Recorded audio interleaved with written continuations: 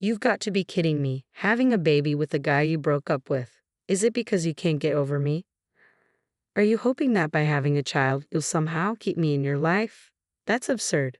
Looking back, breaking up was absolutely the right decision. If I'd stayed with that daydreamer, I wouldn't have the happiness I have now. Today, I want to reflect on my unforgettable past and the drama of its reversal. My name is Amy. I'm a 53-year-old housewife who finds joy in leisurely housework while watching the morning news. When I was 38, I was living peacefully with my husband, Keith. But around that time, a subtle unease began to settle in our home. Keith started responding to me with indifference, almost dismissively. When I tried to continue a conversation, he would cut me off, saying he was too busy. It felt like I was being ignored and treated harshly. He hadn't always been like this. He used to be a chatterbox, always trying to make me laugh with his jokes. This sudden change was so abrupt that I wondered if I had done something wrong, but nothing came to mind. One day, I noticed a faint lipstick mark on the back of a shirt Keith had put in the laundry. He had come home late that day, claiming he had to work overtime. I couldn't imagine anyone at his all-male workplace leaning against him with lipstick on. Could it be a woman? Naturally, I suspected infidelity, but a single lipstick stain was hard to prove. He could easily make up an excuse like bumping into someone. I decided I needed more evidence and started paying closer attention to Keith's behavior. Ironically, my increased vigilance led to a mountain of proof. For instance, Keith would always get up to use the bathroom around 2 a.m. when I was asleep. I had never doubted him before, but it seemed he was making calls to a woman during those bathroom visits. There were also traces of what looked like lipstick on his handkerchief and some suspicious stains on his suits. The clincher was when I borrowed Keith's car after a long time and found a tinted lip balm. If Keith had been using tinted lip balm, that would be one thing, but this seemed like irrefutable evidence. It was our 10th wedding anniversary. The frustration of having my husband stolen by another woman, the loneliness of not wanting to be alone, and the rekindled love I felt for Keith left me wondering, is it really impossible to make amends? Is there no way to revive something once it's cooled off? When I found out about the pregnancy, I thought, is this a gift from God? We didn't have any children, and perhaps the monotony of our relationship contributed to Keith's infidelity. Maybe this pregnancy could change things. With that hope in my heart, I clung to the possibility that it might somehow fix everything. When I told my husband about my pregnancy, his response was shocking. "Give me a break," he said dismissively. "That's just troublesome. Let's break up." I couldn't believe my ears. Looking back, I suppose I was naive to think he might come back to me. It's rare for a man who's been unfaithful to return. Life doesn't always work out like a TV show or a movie. Back then, I believed in our love and thought that surely we could reconcile. "How could you say something like that?" I cried. "It's your baby." His response was cold. "Even a child would be better off without a father like me. You've realized that, haven't you?" Seeing him smirk, my heart sank. I had been pretending not to know about his affair, hoping that once the baby arrived, things would go back to normal. But now it felt like I'd been pushed off a cliff. I thought that if the affair came to light, the tension between us would drive him away for good. But that was a miscalculation. I had hoped he would catch me in the act, but he never said a word. I was exhausted from waiting. I had been waiting for him to say, "You can't be serious. Let's divorce." But instead, he simply added, "Seriously, don't make this harder for me." "Are you joking?" I asked, my voice trembling. "I wouldn't lie about something this serious." He smirked again and said, "I have a cute 24-year-old girlfriend now. I don't need a 38-year-old who's going to gain weight from pregnancy." He then added with a cruel laugh, "If your figure goes pear-shaped, you're out." I couldn't muster a single laugh. "Just take this," he said, handing me the divorce papers. "I'll pay alimony or whatever. Just sign quickly." For 3 days, I cried continuously, unable to stop. Eventually, when he stopped coming home altogether, I signed the divorce papers. 5 years have passed since then. The fear of growing older and being alone was daunting, but fortunately, I found solace in remarrying my old friend Troy, who had also been through a divorce. Together, we've been living modestly but happily with our child. Troy's ex-wife had also cheated on him, and like me, he was a survivor of a painful divorce. Our shared experiences have made living together comfortable and understanding. Every year on our anniversary, Troy reserves a table at a fancy restaurant and gives me thoughtful gifts for my birthday. I feel truly cherished.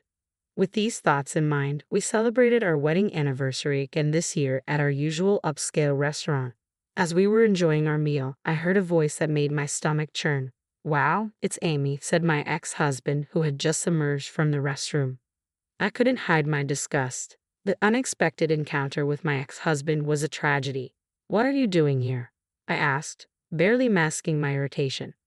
"Just a business dinner," he replied with a bored look. "Not like you." He glanced over at me, then at our child, and sneered. "You had that kid with the guy you broke up with. That's disgusting." He reached out and grabbed our child's hand, scrutinizing him with a cruel smirk. "Seriously, you've got to be kidding. Having a kid with the guy you left. Is this your way of clinging to me? Did you think having a child would somehow make it harder for you to cut ties with me?" His grin widened as he spun the child around, clearly enjoying the distress he was causing. Our child's face contorted in fear and he began to cry. "Papa, Mama, help. I'm being taken by a stranger." "Stay there," my ex said coldly. "I'm your papa. Your mom is right there. You're just as stupid as she is." The sight of him, relishing in the pain he was causing, was a painful reminder of the past I thought I had moved beyond. Just as he finished speaking, a man over 6 feet tall appeared behind him and grabbed my ex's arm firmly.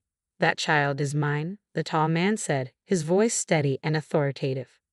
I couldn't help but chuckle at my ex's surprised expression. "Oh, this guy's Amy's new husband," my ex remarked, though I didn't respond to his question. "I don't know what you were talking about," the tall man said, "but you can't make a child crying and get away with it." He glared at my ex, and a tattoo peeked out from under his sleeve. My ex's face went pale at the sight of it. "Hey, Amy, stop your husband," my ex stammered. "That woman is not my wife," the tall man replied. My ex looked stunned, glancing back and forth between me, the tall man, and the still crying child. "Wait, then who's this kid?" he asked. Before my ex could react, the tall man had secured his arms behind his back. "This man is acting suspiciously," my ex shouted. "Someone call a staff member. There's a man here harming my kid." The commotion in the restaurant drew attention. I thought, what a way to ruin an anniversary, but I couldn't help but smirk. It seemed the day had turned out better than expected, if only by accident. "Wait, staff, over here," I called out. I saw this man forcibly grabbing a child's arm. My ex's mouth fell open. "Amy, what's going on? I really don't understand." I told him I'm not his wife. That child isn't mine and certainly not yours.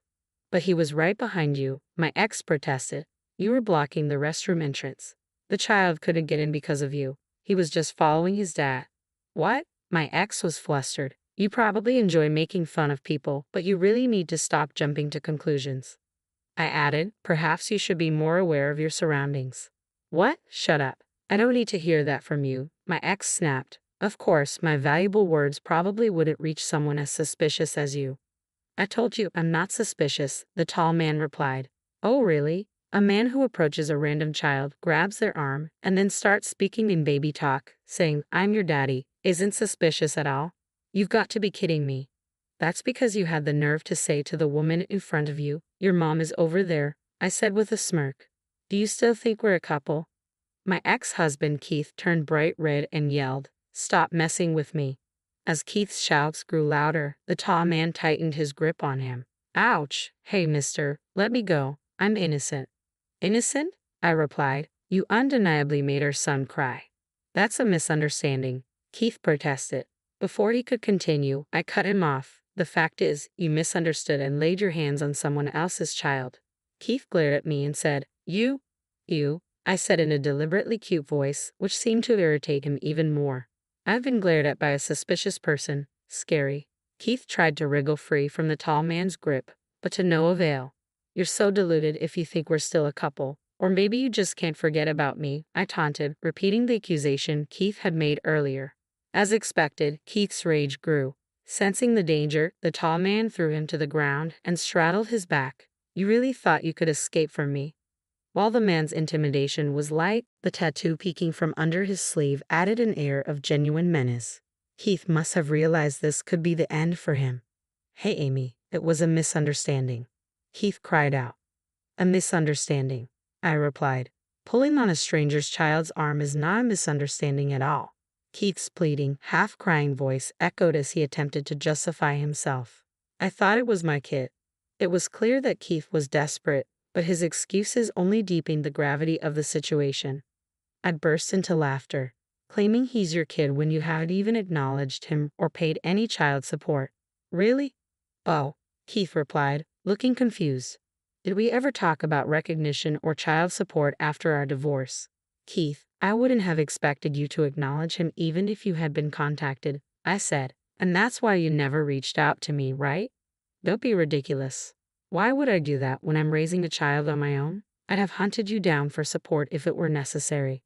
Ah, but here's the thing, I continued. The pregnancy test turned out to be a false positive. When I went to the OB/GYN, they told me I wasn't pregnant, which solidified my decision to sign the divorce papers. During those 3 days while we were discussing divorce and Keith wasn't coming home, it's true, I spent a lot of time crying. But I knew I couldn't finalize the divorce without understanding the full situation, especially with the potential for a child involved. So, I went to the OB/GYN first. Even though we weren't officially divorced yet, I wanted to sort out issues like alimony, child support, and future living expenses. I was willing to endure hardships if it would benefit my child. However, the OB/GYN found no signs of pregnancy, but instead discovered a tumor in my ovaries. While recovering from surgery for the tumor, I shared a hospital room with the mother of my current husband. I had known both his parents since childhood, as my current husband and I were old friends. When he came to visit his mom, we reunited and grew close again. At that time, I thought of my pregnancy scare as a divine sign meant to ensure things would work out with my current husband. However, it turned out to be a blessing in disguise. It led me to realize that breaking up with my ex-husband was indeed the right decision. It also gave me the chance to find someone who genuinely cares for me and led to the early detection of an illness. Even though I had one of my ovaries removed last year, I am grateful for how things turned out. I gave birth to a child with my current husband, and despite the hardships I've faced, everything has turned out to be a series of blessings for me. Seeing my ex-husband's reaction upon learning all this, he paled and muttered, "No way, I was dumped by her." It was hard not to laugh at his stunned realization. Obviously, a young woman wouldn't want to be with an aging man like him.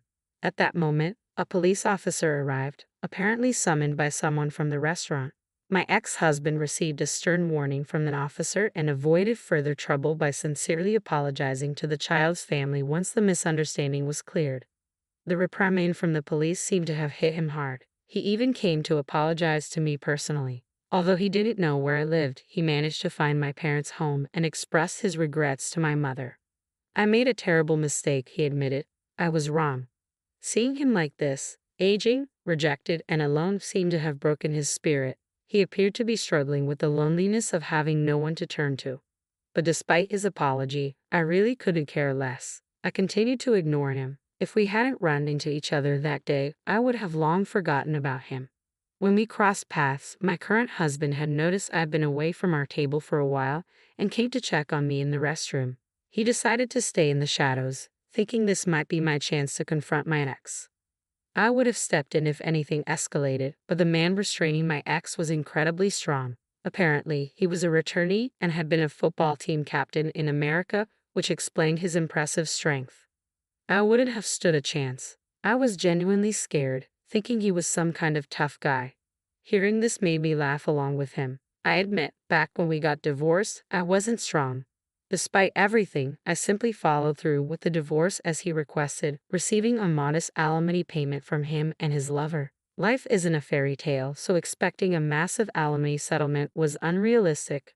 I didn't have the strength to resist back then. But I finally found my voice and stood my ground with my ex-husband, which helped me become truly strong. Now, I can face my husband and my child without any guilt. Coincidentally, the day of my marriage anniversary this year also marked a new beginning for me. My husband has since become a freelance architect and doubled his income, allowing me to quit my part-time job and fully embrace my role as a stay-at-home mom. Our slightly rebellious daughter might grumble when I ask her to do things, but she quietly helps out when I don't ask. Only my husband and I know about her loving nature. Though I had a late-life pregnancy and only have one daughter, our family, along with our 2 dogs, makes for a lively and joyful household. Even with just one ovary, I managed to get pregnant and give birth at an advanced age with my current husband. I can't help but think there's some kind of fate at play here. The dream of marrying someone special, which I cherished since childhood, came true in an unexpected way through remarriage. These are just some dreamy thoughts I entertain from time to time, and with that, I cherish the everyday happiness that